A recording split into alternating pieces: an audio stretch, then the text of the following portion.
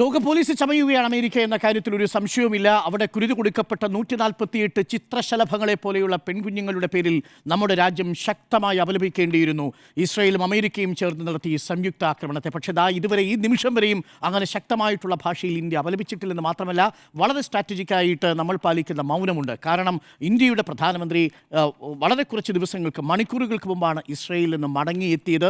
ഇസ്രായേലിലെ പുരസ്കാരവും വാങ്ങി തിരികെ എത്തുന്ന പ്രധാനമന്ത്രി ഉയർത്തുന്ന ചോദ്യങ്ങളുമുണ്ട്. ആ അർത്ഥത്തിൽ അതൊരു ഭാഗത്ത് നിൽക്കുന്നു. അതുകൊണ്ട് തന്നെ കുറ്റകരമായ മൗനം എന്ന് തന്നെ കോൺഗ്രസിൻ്റെ അതേ വാക്കുകൾ കടമെടുത്താൽ ലജ്ജാകരമായ മൗനമാണ് ഇന്ത്യൻ രാഷ്ട്രത്തിനുള്ളത്. പക്ഷേ സ്ട്രാറ്റജിക്കലി നോക്കുന്ന സമയത്ത് ഇന്ത്യക്ക് US-നെ പിണക്കാൻ കഴിയുന്നില്ല, അതേസമയം തന്നെ ഗൾഫ് രാജ്യങ്ങളെയും പിണക്കാൻ കഴിയുന്നില്ല, ഇറാനെയും പിണക്കാൻ കഴിയുന്നില്ല. ആ അവസ്ഥയിലാണ് നിൽക്കുന്നത്. പക്ഷേ ആ കുഞ്ഞുങ്ങൾ മരിച്ച സാഹചര്യത്തിലെങ്കിലും, ഒരു രാജ്യത്തിൻ്റെ സുപ്രീം ലീഡറെ കൊല ചെയ്ത സാഹചര്യത്തിലെങ്കിലും ശക്തമായ ഭാഷയിൽ അപലപിക്കേണ്ടിയിരുന്നു എന്നുള്ളതാണ്. ഇറാനുമായി നമ്മുടെ രാജ്യത്തിനുള്ള ആത്മബന്ധം വളരെ വലുതാണ്.